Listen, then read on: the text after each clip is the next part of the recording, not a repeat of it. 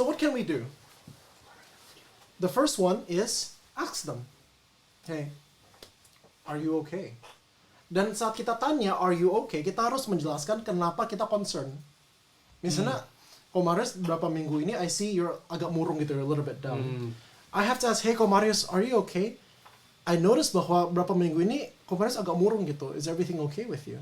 Jadi orangnya merasa diperhatiin. Yeah. Right? Kalau misalnya cuman, hey, how are you doing? Fine. Yeah. Exactly. Okay. Jadi we have to go, ada cara ngomongnya gitu. Are you okay? I noticed this gitu. Nah yang, this point, make space. Kalau misalnya aku ketemu Komarius, misalnya kita habis PA gitu. Okay. Maksudnya make space kayak gini. Misalnya kita habis PA. Dan I'm on the way out, terus Komarius lagi di mana? Hey, how are you doing? Oh, fine gitu. Kalau misalnya cuman papasan, kira-kira mereka bakal sharing nggak? Nothing. Yeah. No, right? Yeah. If we care about them, we have to make space. We set time gitu. Kita duduk atau kita makan apa, and then we say, hey, is everything okay with you? And then we talk about it. Karena kalau misalnya mereka ngeliat kita lagi rushing kemana atau apalagi kalau lagi kumpul and we're using our phones gitu, mereka nggak mau terbuka. Karena biasa kalau orang mengalami stres, mereka makin tertutup kan. So we have to make space. Hey, I make time for you. I'm here if you need me. And the second thing, terutama dalam families, this is something that I teach to a lot of families gitu, how to have family talks. Okay. Bagaimana kumpul sebagai satu keluarga and say, okay, how are you doing gitu? Is everything okay with you? Seperti dikatakan Romo, nggak usah serius-serius, bisa lagi makan malam, tapi conversationnya jangan cuma basa-basi. Misalnya, with Sammy and me gitu, Sammy is my younger brother. He is tall, good-looking, and single.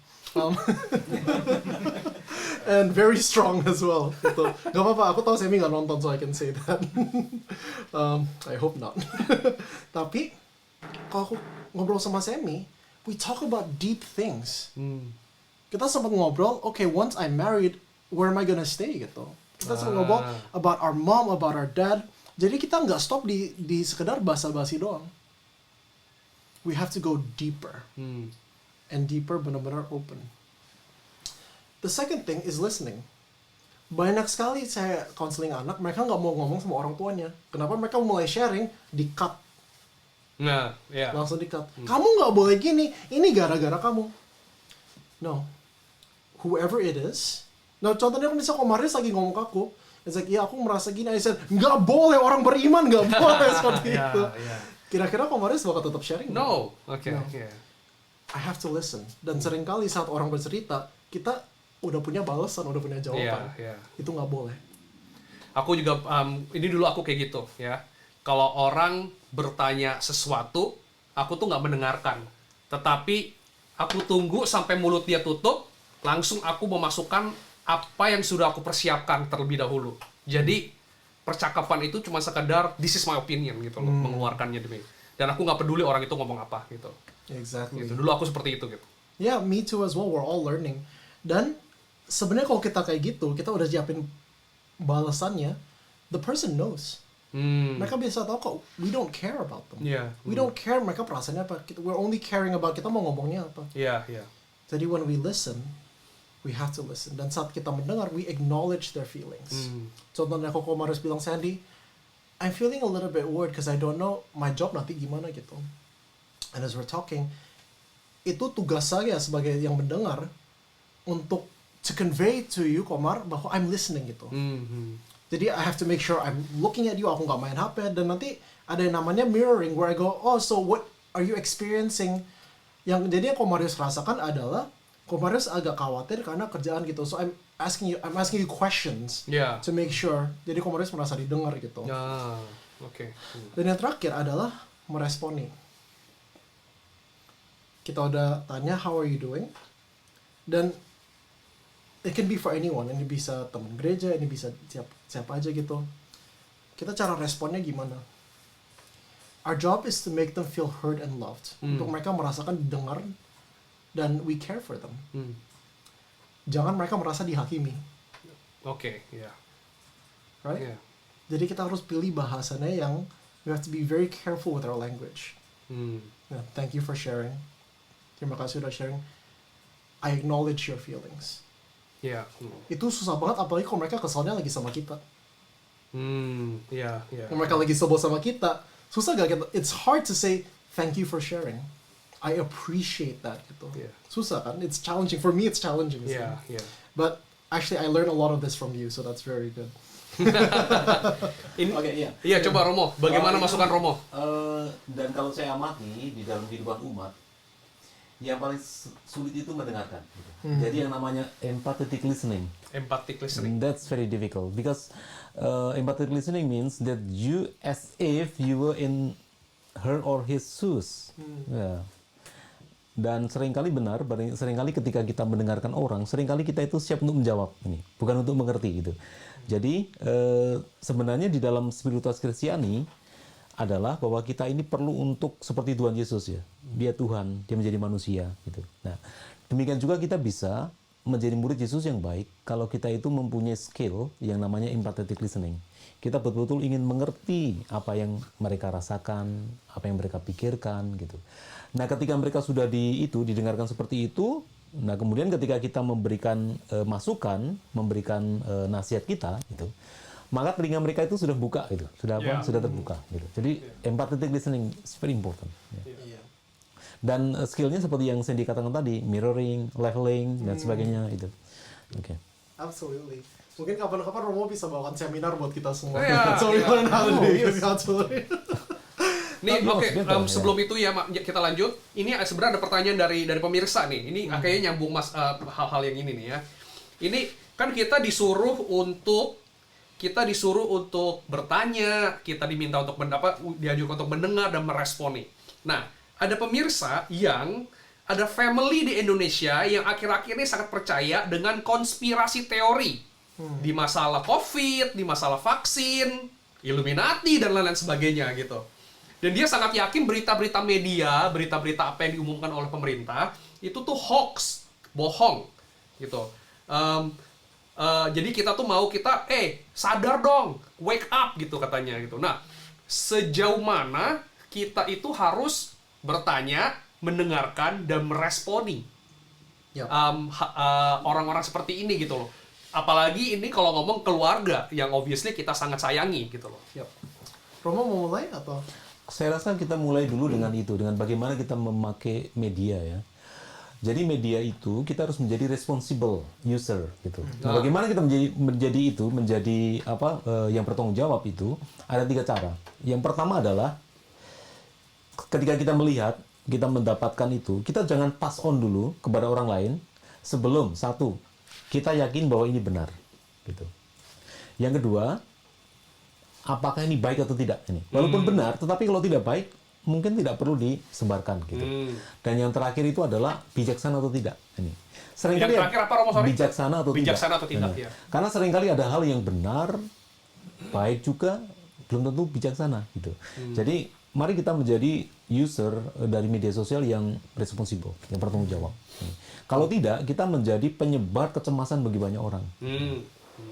Apalagi di Indonesia tuh sering Romo, maksudnya hoax ini artis-artis, ibu-ibu, orang-orang ibu-ibu arisan gitu, itu ya pendengaran saya gitu. Bapak-bapak juga banyak gitu yang hoax-hoax yang lain dan sebagainya gitu. Apalagi masalah pemerintah inilah, pemerintah itu gitu loh.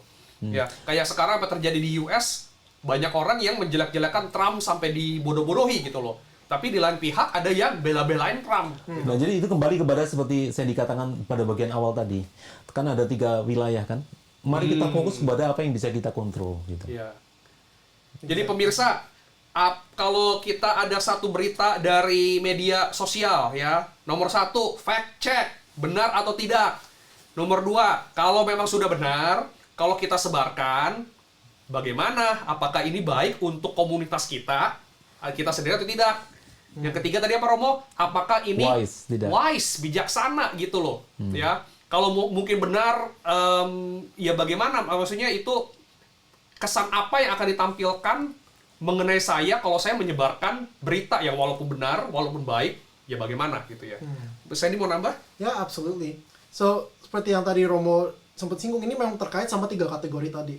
Let me ask you, bagi yang tanya pertanyaannya, for people like that, can we change their minds? Kayaknya susah. Exactly. If we can't do it and we've done our part, stop. Karena kalau kita tidak bisa kontrol, it's not our responsibility. Ya. right? Mhm. Karena mereka sebagai orang dewasa, pilihan mereka. Ya. So remember, it's not our responsibility to change other people. Mhm. If God cannot change us, kan kita sebenarnya Tuhan kasih kita kasih karunia, we choose to change. Yeah. Kan? If God cannot change us, why do we think we can change other people? Ya kan? Benar. Exactly. And so satu, if we can't control it, it's not our responsibility. We've done our best. Okay. My control is I can speak in the good way. Nah, tapi another thing is, itu saya sangat anjurkan ketemu psikolog.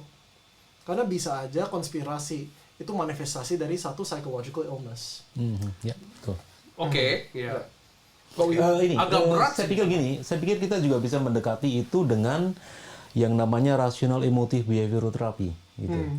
Jadi kita itu menyadari bahwa saya itu irasional gitu. Dengan menyadari saja, lalu itu kemudian kita akan mengubah behavior kita itu. Jadi emotive behavior therapy Emotive behavior therapy. ERBT ya, Iya. ERBT ya. Tunggu, itu kan Emotive rational Iya, behavior therapy. tapi kita bagaimana ngomongnya ke orang tersebut gitu loh. Sebenarnya saya ada di sosial media saya yang pokoknya penyebar berita lah gitu lah.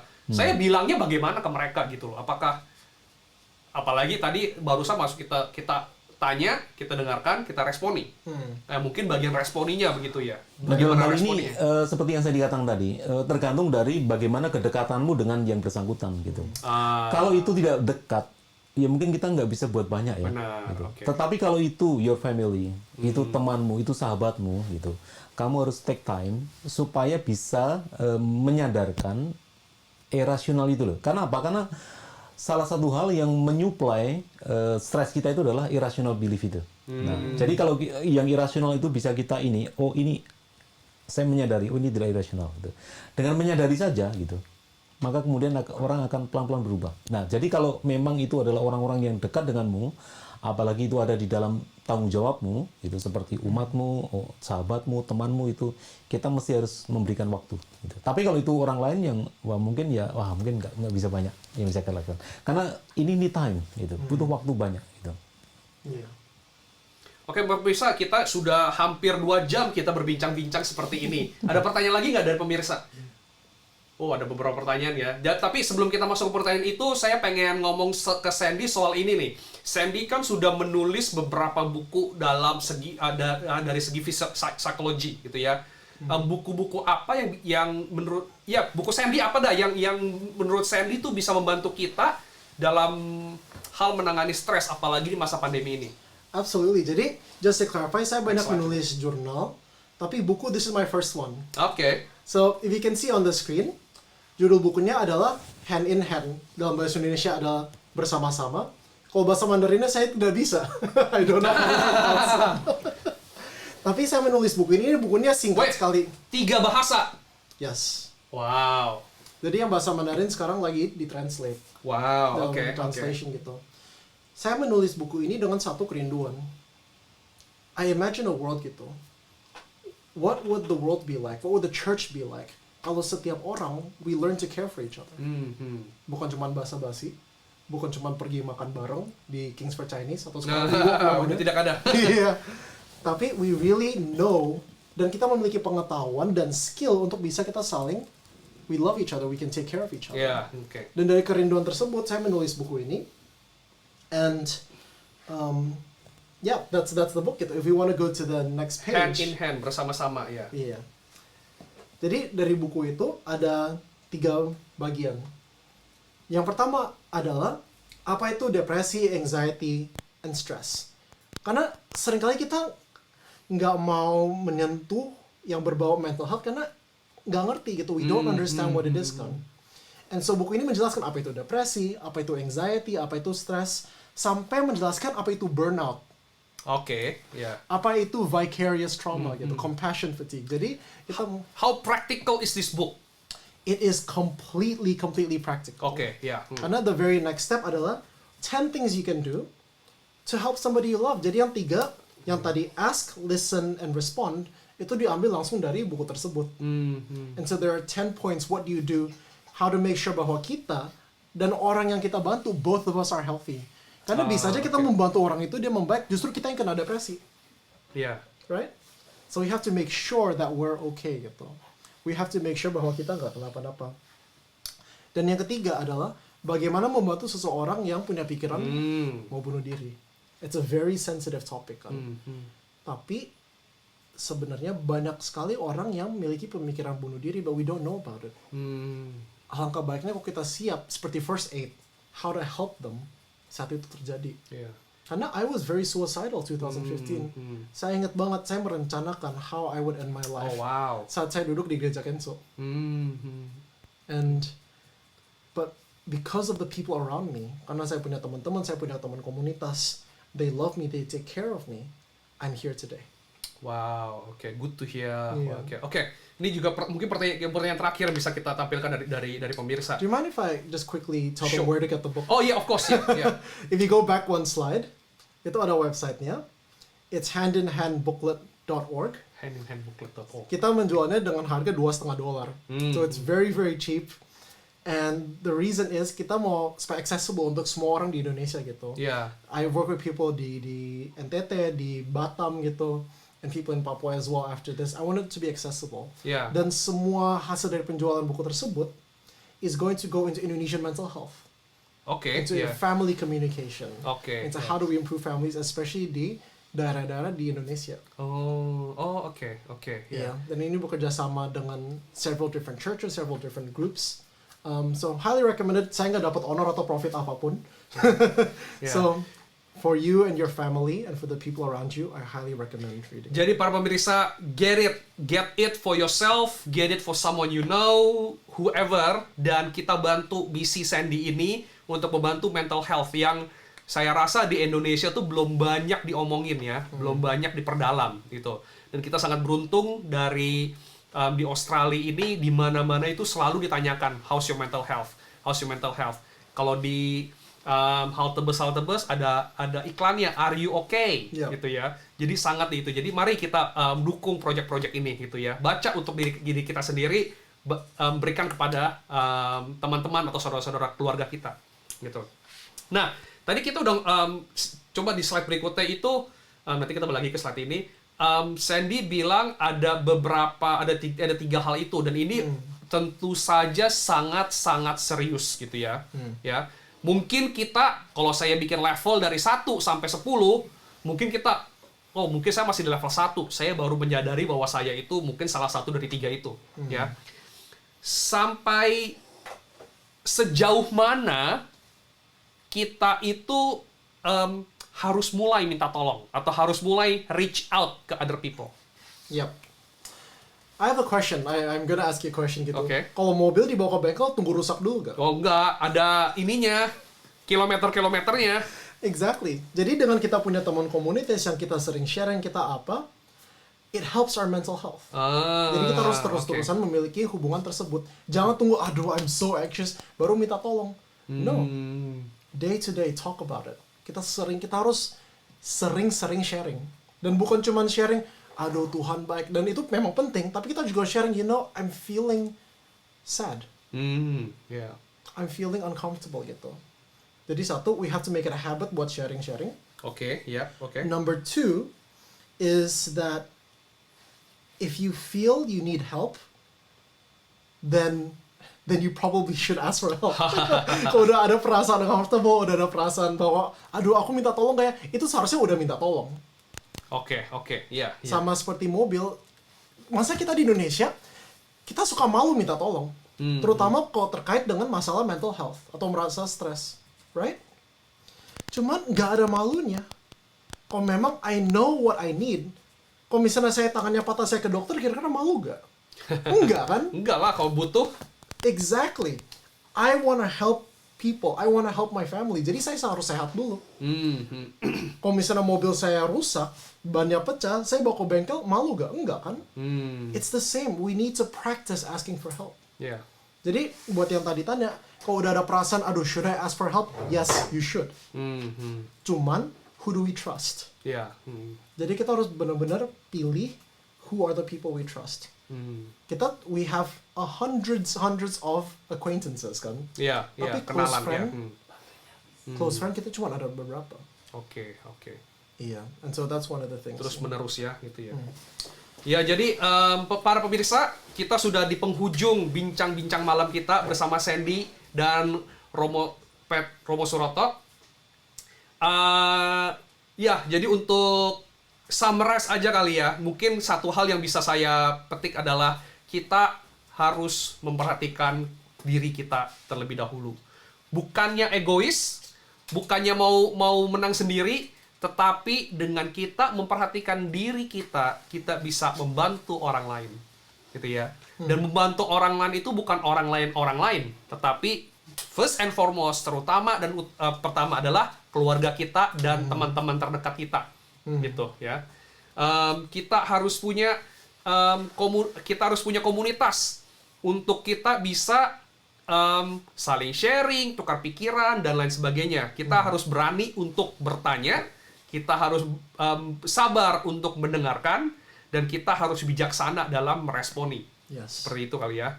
Ya. Dan saya juga mau undang pemirsa lagi, jangan lupa handinhandbooklet.org ya.